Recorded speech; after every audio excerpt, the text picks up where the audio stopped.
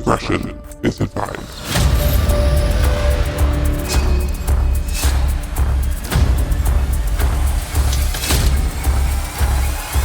This is 10-Minute Murder.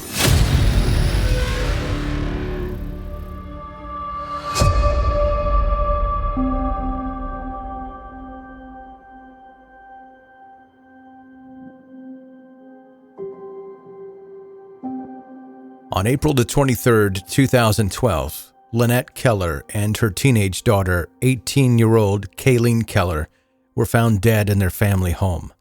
Both victims had been fatally shot. Their killer had also shot the Keller family pets to death, and then gasoline was poured throughout the house before being set on fire. Firefighters were able to extinguish the blaze before it destroyed too much of the evidence at the scene, and although the house was damaged, it did not burn down. From the moment that the victims were identified as Lynette and Kayleen, one thing stuck out to investigators. Every member of the Keller household, including the dog and cat, were dead, except for one. There was no sign of Lynette's husband and Kayleen's father, 41-year-old Peter Keller. Peter worked at a computer repair shop in the area, and during the last shift he attended, he told one of his coworkers that he might not be coming back. That same week, he'd withdrawn a total of $6,200 in cash. Everybody who knew Peter knew that he was passionate about two things: firearms and surviving in the wilderness. Now, that's not to say that Peter had a lot of friends. In fact, he had a reputation for being a loner who preferred to keep to himself. Kayleen's boyfriend talked to Peter on several occasions and told the police that Peter had personally shown him his collection of guns, including many rifles. Kayleen had talked to her boyfriend about her father, saying that he had created some kind of bunker in the wilderness that he liked to go to on the weekends. A search of the Keller family home revealed a series of photographs that appeared to have been taken in an area of nearby wilderness called Rattlesnake Ridge. Those photos were left in an open safe in the home, and it was clear that Peter had meant for them to be burned beyond recognition in the fire that he set. Enhancing the pictures revealed some identifiable buildings, including an outlet mall and a series of power lines. When multiple hikers also reported seeing Peter's car parked near Rattlesnake Ridge, investigators believed they had identified the location where Peter might have fled to. A team of trackers from the Kings County Sheriff's Office visited the location shown in the photos, and off the side of the trail, they found a boot print that was a match to Peter's. Now, investigators knew that Peter was in the area surrounding Rattlesnake Ridge, and they also knew that he was heavily armed and desperate. They became increasingly concerned about the safety of any civilians in the area, because the surrounding Cascade Mountains foothills were popular with hikers and nature enthusiasts. A team of Seattle-based tactical specialists were recruited, and they arrived in the Cascade Mountains foothills in armored carriers. They spent hours painstakingly trekking through dense foliage and difficult terrain, following the smell of smoke from a camping stove, until finally they found an opening in the mountainside. The entrance had been carefully hidden with branches and ferns, but the tactical officers were confident that Peter was inside. In full camouflage, the officers spent time observing the bunker's entrance. On multiple occasions, they saw the lights had been turned off and on, confirming that somebody was inside there. Based on the information that they had found in Peter's home, as well as the testimonies from people who knew Peter, the officers were fully aware that he wasn't a rookie. He was highly knowledgeable about weapons, and he also had the resources he needed to survive in the bunker, or in the wilderness, for an extended period of time. If he decided to leave the bunker, he would be armed and dangerous, and wearing bulletproof body armor that would make it difficult to take him down.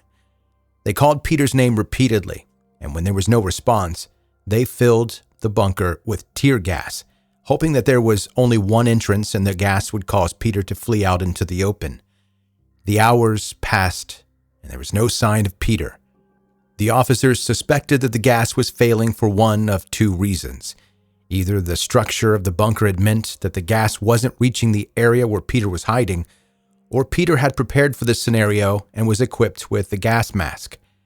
Finally, after almost 24 hours of Peter being on the run, the team made the decision to use explosives on the top of the bunker.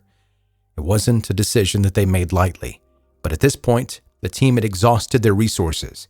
The hillside was muddy and wet from a heavy downpour of rain, and one of the officers had already suffered a broken ankle, while several others had needed to receive IV fluids to combat dehydration. "The gas didn't work," said the sheriff of Kings County about the decision to use explosives. "We've got fresh people here. It was time to take the next step. Our people are out safe, and the trails are now safe for the community to use." It turned out that their efforts didn't matter. When they entered the bunker, the officers found that Peter was already dead. There was a bullet wound in his head and one of his guns lying next to his body. Peter had taken his own life. From the contents of the bunker, which Peter referred to as Camp Keller, it was clear that Peter had spent countless hours preparing for some kind of confrontation, or maybe even the apocalypse. Camp Keller was fitted with a functioning generator and contained full body armor, a scope, and multiple rifles with boxes and bags of ammunition stacked on shelves. There were more than enough gas cans and propane tanks for Peter to survive in the bunker for months without ever going outside. Investigators painstakingly searched the bunker for answers about Peter's motives, and while they sorted through piles of homemade explosives and ammunition, they recovered a videotape recorded by Peter. Although the videotape didn't explicitly discuss the motives for murdering his entire family, the recording showed Peter going into detail about how he was planning for the end of the world. It was clear that, to Peter, the apocalypse hadn't just been a distant possibility. He had believed that it was all coming soon, and he needed to do everything he could to prepare for it.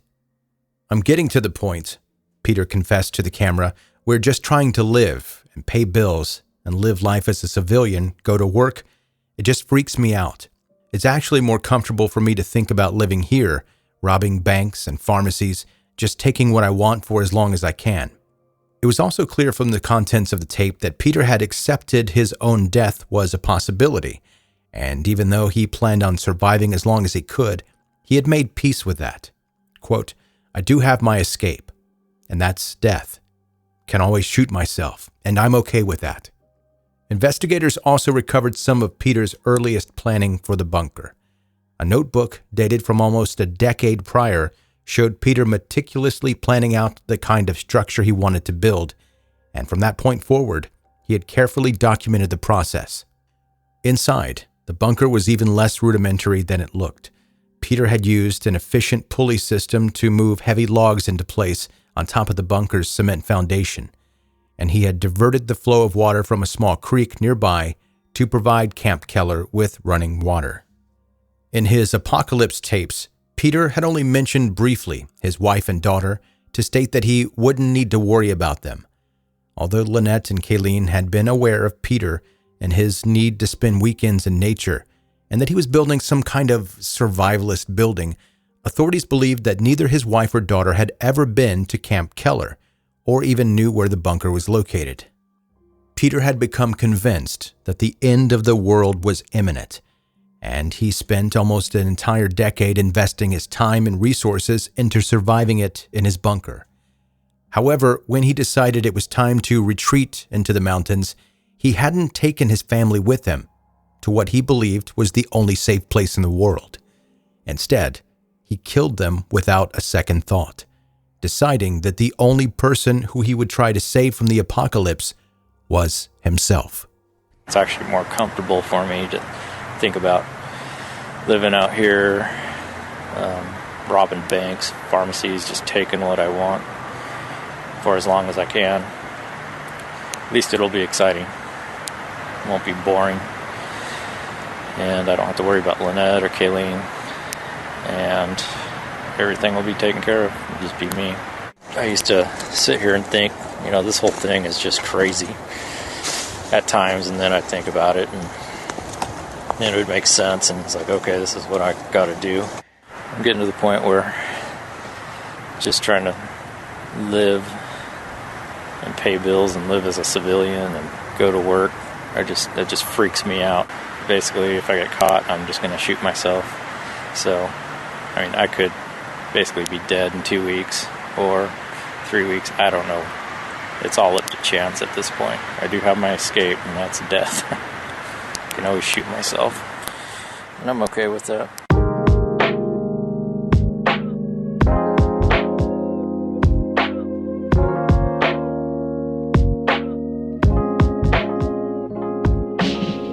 That's today's episode of 10 Minute Murder, brief and bingeable true crime. I'm Joe, that's my name. I'm the host of this podcast, and I really appreciate you taking the time to listen. If you'd like to reach out to me, say something to me, ask me a question, send me a case idea. As a matter of fact, the story we talked about today was another suggestion by one of you listening, joe@10minutemurder.com. That's my email address. And if you forget any of that, you can always go to 10minutemurder.com, and it has all the links to where you can listen. It has a blog there, photos of various things. It has all the ways you can contact me, all of the social media places where you can find the podcast. So go to 10minutemurder.com for all things related to the podcast. If you're brand new to listening, welcome. Hit subscribe wherever you like to listen, probably where you're listening right now. And know that if you're listening on YouTube, more episodes are available on podcast listening apps. And that's going to do it for another episode of 10 Minute Murder. I will see you on the next one.